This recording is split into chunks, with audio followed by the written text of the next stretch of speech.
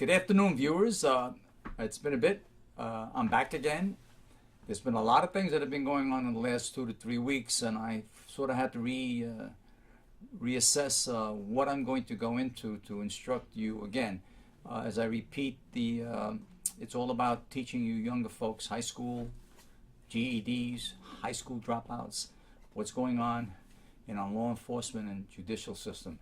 And that's all I'm sticking to, law enforcement and judicial system, because that's the most important thing. Forget about the politicians. The judicial system and the FBI is very, very important. And again, let me repeat, most of the FBI agents are hardworking, decent fellows, and this Inspector General's report by Horowitz was a fantastic piece of work. Take a look at it. I urge everyone to get a copy of it. This is the McCabe supplement. There's another one about the whole FBI, which I'm critiquing, and it leads into what's going on now.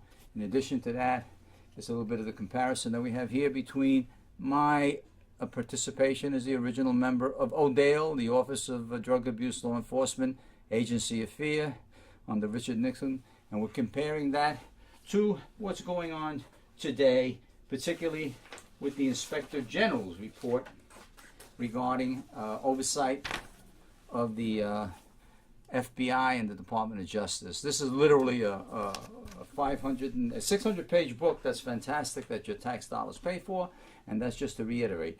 But again, I'm going to go into some areas that are kind of new, because lately there's been a lot of talk about CIs, confidential informants, CW, cooperating witness. What equals what? In layman's terms, spies. They're all spies.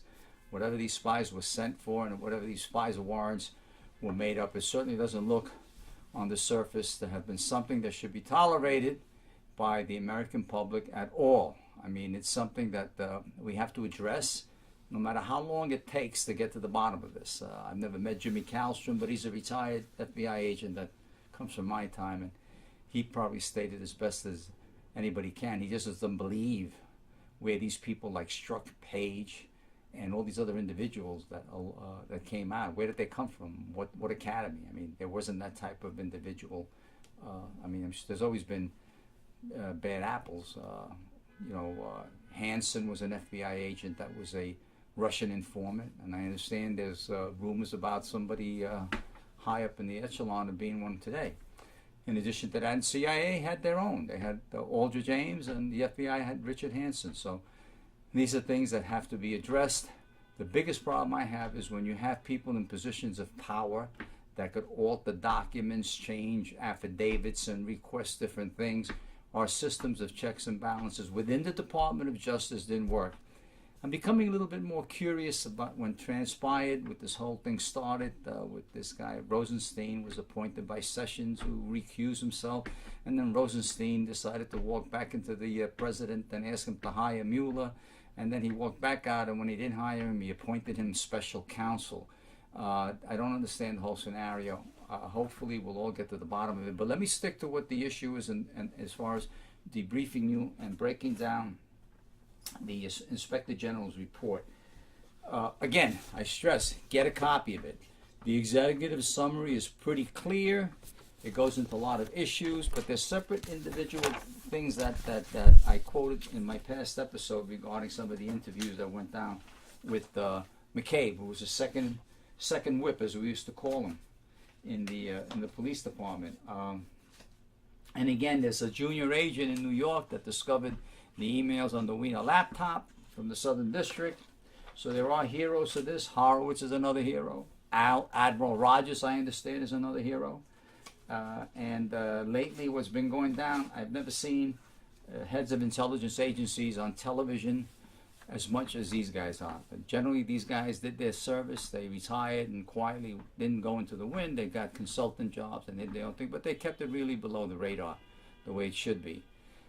But what's going on now, I strongly urge everybody out there, all the talking heads that are lawyers, never hire them. The people on television, if they're on TV pretending or wanting to be Walter Cronkite or Edward R. Murrow, I don't know whether they're worth anything. I mean, certainly I've never met or would hire any attorney that's on TV too much. Obviously, if they're on TV too much, they're not being dedicated to their cause. And as a matter of fact, many years ago, attorneys weren't permitted to advertise, but now forget about it. They're all on every network you can see, and everybody wants to become another talking head. We got too many talking heads. We need more dedicated soldiers in the battlefield that are working to prevent the corruption of justice. And again, I'm here to educate the younger generation, those of you that are college dropouts, high school dropouts, a GED. Nobody's got it on you. Don't let anybody ever think or talk to you and tell you that they're smarter than you are. You're just as smart as they are. So having said that and recouping on that, I wanted to get to a little paragraph about the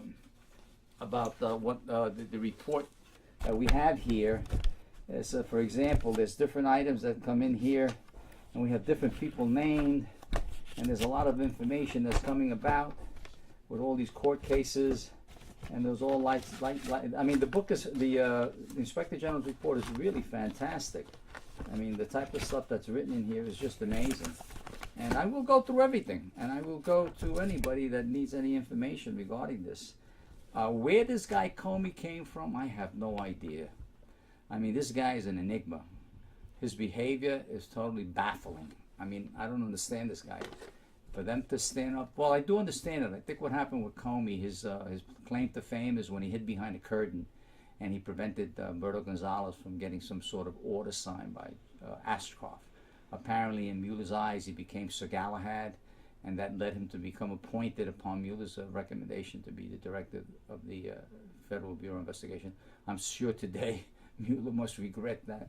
I mean, I can't imagine how anybody could ever think of this guy becoming the director of the, and he's not an FBI agent. He is the director of the FBI, and that's an appointed situation. Having repeated that, I want to get into some more stuff as I go along and repeat to you what my expertise comes as far as the federal court system. And I have an issue here of something that I want to show you. This is a transcript of a trial. As a matter of fact, it was my trial, the United States of America versus retired Detective Ralph G. Nieves. I will explain to you what this is all about. It led to 2 acquittals, 2 full jury trials, 30 days each trial in the Eastern District of New York before Eugene Nickerson. I was found guilty of all and every charge against me. And I think what happened to me should happen to a number of individuals. They should have their day in court. It lets the jurors of their peers decide whether they're guilty or not. Have a great day. Hasta luego.